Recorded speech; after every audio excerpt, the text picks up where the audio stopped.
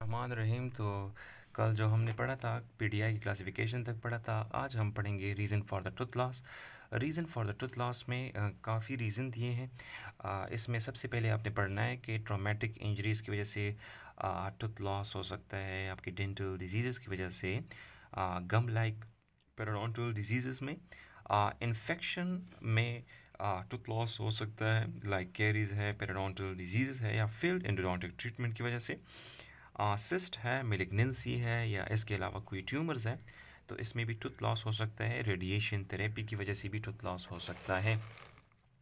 अब इसके बाद कि माल अलाइनमेंट में भी टूथ लॉस होता है। लाइक फॉर एग्जांपल हम क्राउडिंग के पेशेंट में 4 और 5 की एक्सट्रैक्शन करते हैं तो उसमें भी टूथ लॉस हो सकता है।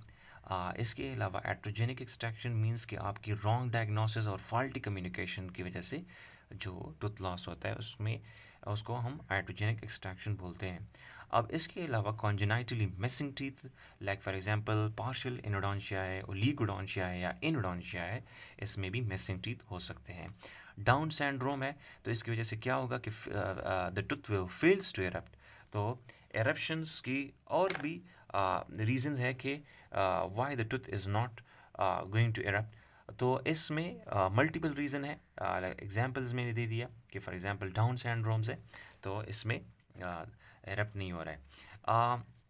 इसके बाद जो सिक्वेले हैं, आप लोगों ने सिक्वेले अगर बुक से पढ़ना है तो बुक से पढ़ ले। मैंने इधर शॉर्ट फॉर्म में लिखे हैं कि सबसे पहले रिमॉडलिंग स्टार्ट हो जाती है।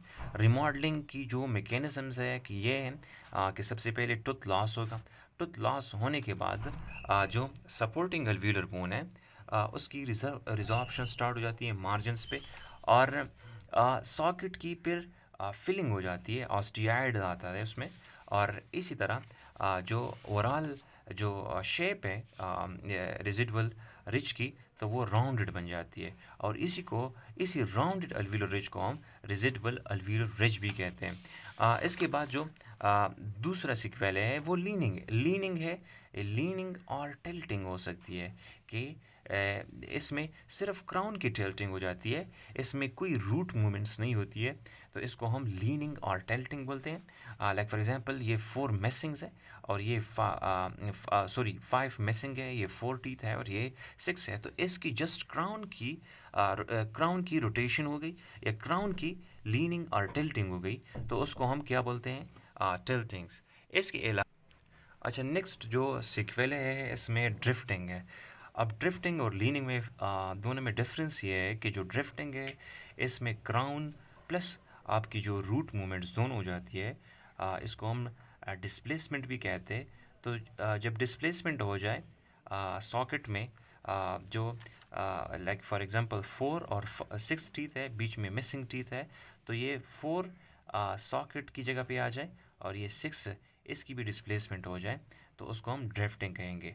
अब ये ड्रिफ्टिंग और जो लीनिंग की वजह से अक्लूजल इंटरफेरेंस होगा।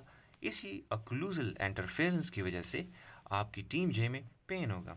अब जो टीम जे में पेन होगा तो इसका रीज़न ये है कि आपकी जो सेंट्रिक अक्लूजन्स है और जो सेंट्रिक रिलेशंस है, centric occlusion and centric relation में डिफरेंस आ जाता है, जिसकी वजह से टीम जे में पेन स्टार्ट होता है। अच्छा, इसके अलावा ट्रीटमेंट ऑप्शंस हैं। नेक्स्ट पेज पे हम जाएंगे तो ये इसमें ट्रीटमेंट ऑप्शन है। मल्टीपल ट्रीटमेंट ऑप्शंस हैं कि सबसे पहले है कि प्रिजर्वेशन प्रिवेंशन करो। इसके अलावा पोस्ट एंड कोर है। अब जो पोस्ट एंड कोर में आपने याद रखना है कि पोस्ट एंड कोर जब भी हम करते हैं तो उससे पहले हम आरसीटी करेंगे। अब जो कोर हम करेंगे तो उस पोस्ट एंड कोर के लिए जो आप लोगों ने याद रखना है कि अगर कोई क्राउन है वो 4 mm से लेस देन है। अगर कोई क्राउन है 4 mm से लेस देन है लेकिन मोर देन 2 mm है, तो उसमें हम जस्ट कोर करेंगे। और अगर कोई क्राउन लेस देन 2 mm है तो उसमें हम पोस्ट इन कोर करेंगे। तो ये आप लोगों ने याद रखना है। इसके अलावा हम अगर कोई सिंगल मिसिंग टीथ है तो उसमें इम्प्लांट भी एक ऑप्शन है। इसके अलावा अगर आपके 2 या for example single missing teeth है तो उसमें हम फिक्स पार्शियल डेंचर भी दे सकते हैं। तो फिक्स पार्शियल डेंचर के अलावा हम कास्ट पार्शियल डेंचर भी देंगे। अब जो फिक्स पार्शियल डेंचर की लिमिटेशन ये है कि हम इसको अगर लॉन्ग स्पेन है, मिसिंग टीथ है, मल्टीपल मिसिंग टीथ है, तो उसमें हम फिक्स्ड की जगह पर कास्ट पार्शियल डेंचर देंगे। अब कुछ ऑप्शंस में हम अच्छा, तो ओवर डेंचर हम कुछ पेशेंट में ओवर डेंचर हम देते हैं। ओवर डेंचर के जो पेशेंट होते हैं, इसका रीज़न ये है कि हम ओवर डेंचर हम तब करते हैं कि कोई पेशेंट है जिसमें फॉर एग्ज़ाम्पल हमने टूथ को प्रिजर्व रखना है और साथ ही हमने बोन लॉस को भी प्रिवेंट करना है।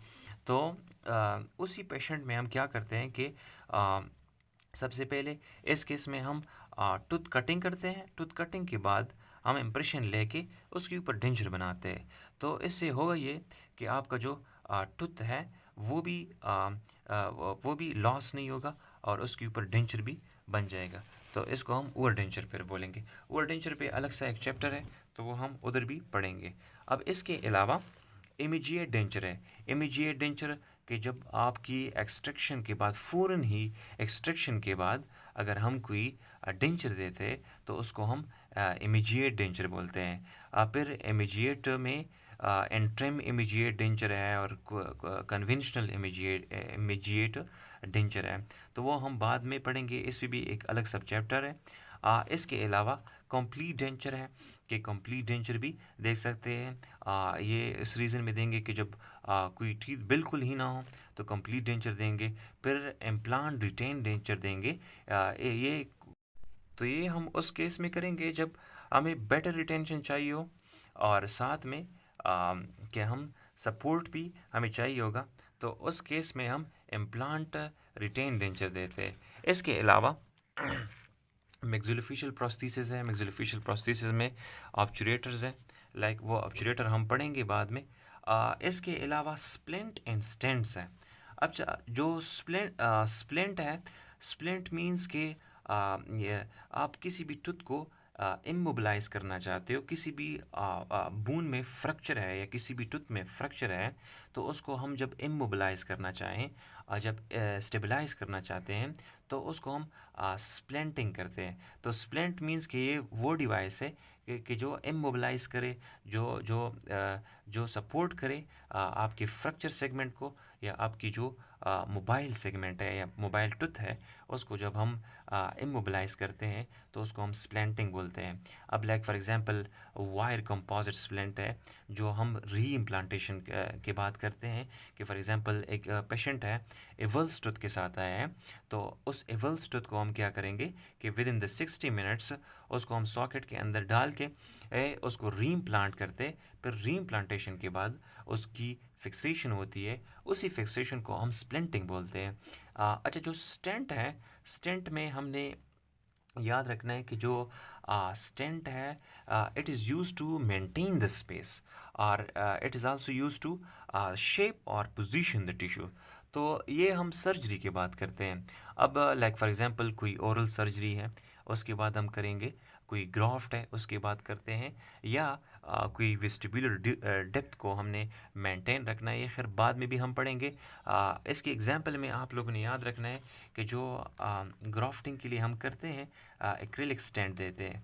तो ये एक्रिलिक स्टेंट की जो फंक्शन है वो ये है। अच्छा, किसी भी सॉफ्ट टिश्यू को होल्ड करने के लिए हम स्टैंड को यूज़ करते हैं। तो स्टैंड का मेन फंक्शन ये है कि सॉफ्ट टिश्यू को अपनी जगह पे होल्ड करें। तो इसके लिए हमने स्टैंड का यूज़ किया। तो ये डिफरेंस हुआ कि स्टैंड और स्प्लेंट में क्या फ़र्क है। इसके अलावा जो सरफेसेस की हम बात करें तो 3 सरफेसेस है। एक इम्प्रेशन सरफेस है, एक ऑक्लूजल सरफेस है और एक आपका पॉलिश सरफेस है।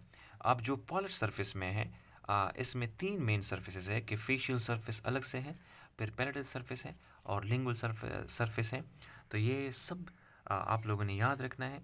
तो ये इधर आप लोग का फर्स्ट चैप्टर कंप्लीट हो गया। फिर इंशाल्लाह नेक्स्ट में हम सेकंड चैप्टर से स्टार्ट लेंगे।